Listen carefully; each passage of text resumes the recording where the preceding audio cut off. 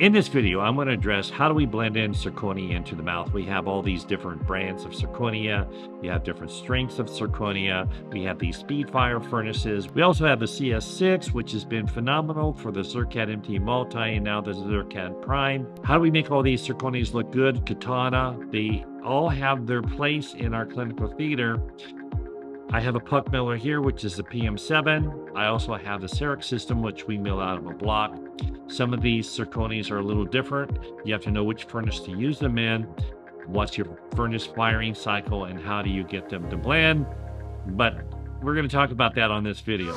It's 4th of July. I'm hanging out with my wife, our dogs. In fact, we have this new little Pomeranian. Well, she's been here 6 months and she loves playing with the German Shepherds, and she loves playing in the little kids swimming pool. So I was out there playing with her today.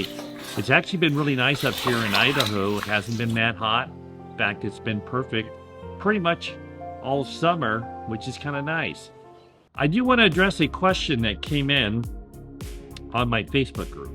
What the question was addressing was, how do you match in zirconia to a shade tab?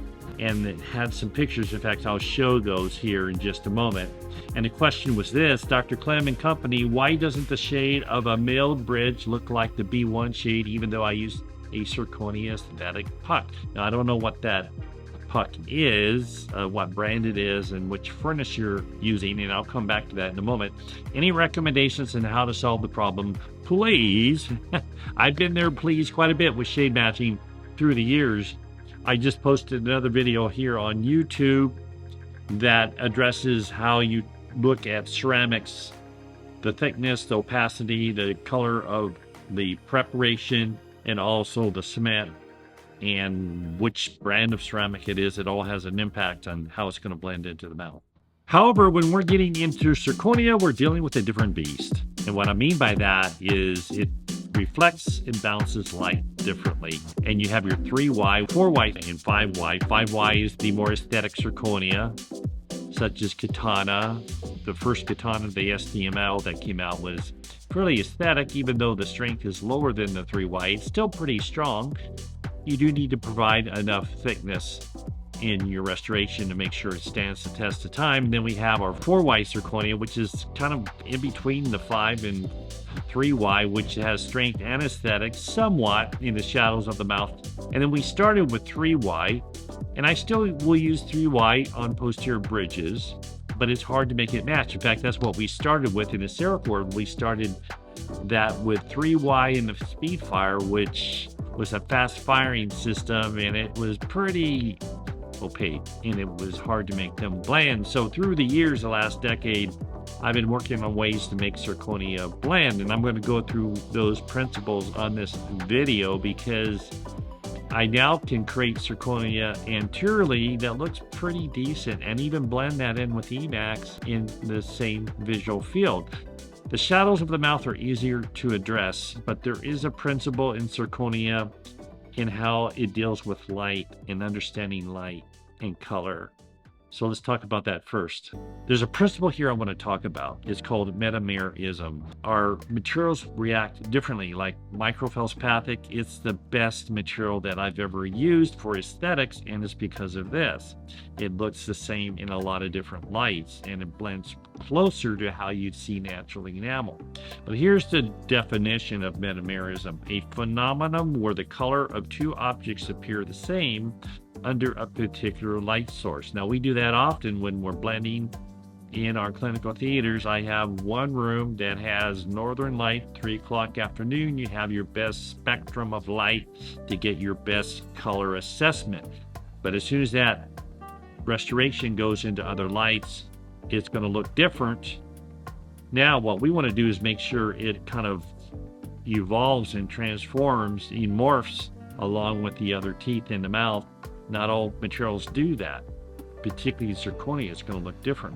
Let's go back to the definition. A phenomenon where the color of two objects appear the same under a particular light source, but actually have different spectral energy distributions. That means it's going to look different in different lights. When a different kind of light source is used, their color differences is revealed.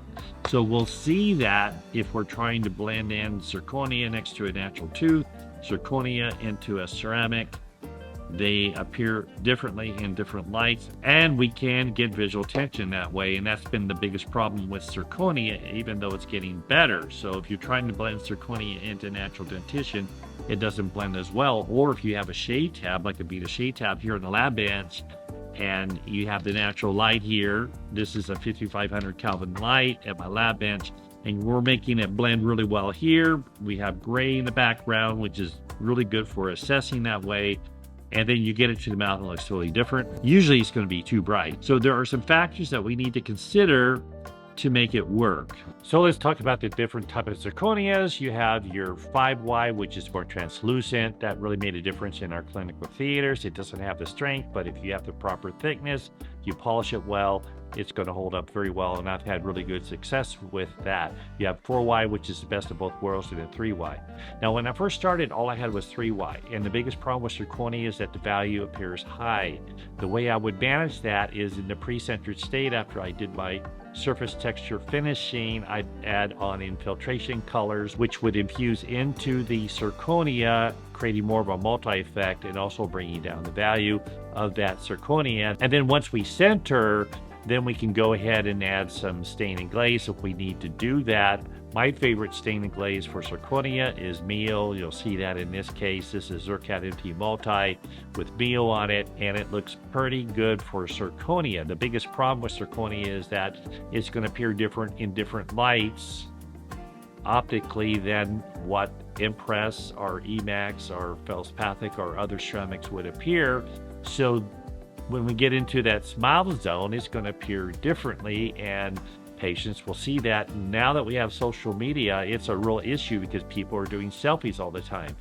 And there's a whole new issue we have to deal with, because it may look good in the office, patients like it, they start looking at selfies, and when they're really focused on that and they become just really zoomed in on how their teeth look, and some people are really focused on that, you know which ones I'm talking about here, then they're going to become very self-conscious, and if they get one picture that doesn't look right, they're going to reassess, and then it messes with their emotional closure of their smile, particularly if they put a lot of time and energy and money into having a smile upgraded, then we're going to have issues there. So it's all about visual distraction, so we have to understand that. I love zirconia for strength. I love zirconia when I need to go deep subgingivally. If people have a caries issue, I like it there. I mainly use it posteriorly in the molar area. I'm now using it anteriorly in some cases where my patients are older. They have some carie issues. I'm just trying to get them through life and give them a quality of life. And we're getting more aesthetic with zirconia. I know Europe is really using zirconia a lot more. I'm still a ceramic preferenced doctor, but understanding that, how do we get it to blend? First of all, we need to know which zirconia we're using. Then we have to understand our furnace. Over here, I have the S2. I use a lot of the Claire zirconias. They're quite aesthetic. You have your prime. You have your prime aesthetic. You have your Zircat MT Multi, which in my hands is a combination of 5Y and 4Y. So it's a good, strong zirconia. In my hands, that works the best. But having said that, if I need to really blend and I need more strength, I'm going to use prime. Now, the problem with prime is you have 3Y cervically. It works well if it's a shorter crown and you move the restoration virtually before you mill up to the top of the puck or the block. It's going to pick up more of that translucency, and it really looks nice. If it's a long tooth or a lot of recession on that tooth, then that cervical area is going to be more opaque, because it's 3Y. The way I get around that is I infiltrate that, bring down that value, enrich the color, and it will blend a whole lot better, but you have to understand these principles about zirconia to make them blend. The other thing that I have found on our lab bench when we're wanting like a B1 in this illustration, and we choose a B1 here for the zirconia based on which brand it is and what's the translucency, whether it's multi or not, and where it's placed in that block, and how it's fired. The longer the firing temperature, the more translucent it's going to appear. Like in the CEREC world, I use the CS6, which has a vacuum in it, and it's specifically made to enhance the color of the ions and translucency within ivoclar blocks, such as your Zirconia empty multi and your prime, and also your LTs, which are your 3Y zirconias. So I've come to understand that, and that's what this case was. That was done with the CEREC, and that was done with the CS6 with meal on it. No infiltration at all. That's an A1, and it looks fairly decent. So the problem with zirconia is understanding that, and what I would recommend is you have to know which brand you're using, and usually what I'm going to choose is 1 or 2 shades darker than my target shade. So 1 or 2 shades darker than my target shade. So if I want an A1, often with my zirconia choice, like Zirconia empty multi, I'm going to choose an A2. With the prime, if I want an A1, I may choose A3 or A2 based on where I'm going to place that in the block. If it's a shorter tooth, then I'm going to go 1 shade darker than my target shade.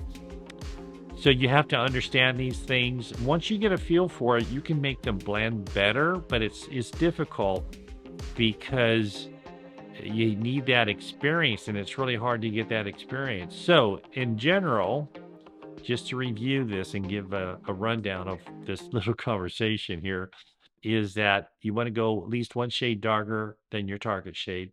If it's a multi-block, move it to the top of the block where there's more translucency. It will look better as long as it's going to be the strength you need if you're doing a bridge. Also understand your furnace.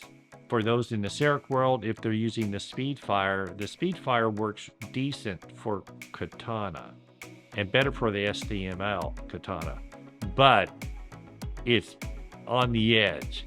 The beauty of the Speedfire is that it's a fast turnaround, and I still use that for katana when I'm in that clinical theater and I need to get that tooth into the patient's mouth. I still use the Speedfire for that. Most of the time, chairside, if I'm milling from a block, I'm going to use the CS6. It is the best in my hands, particularly if I'm using Zirconia empty multi or the prime.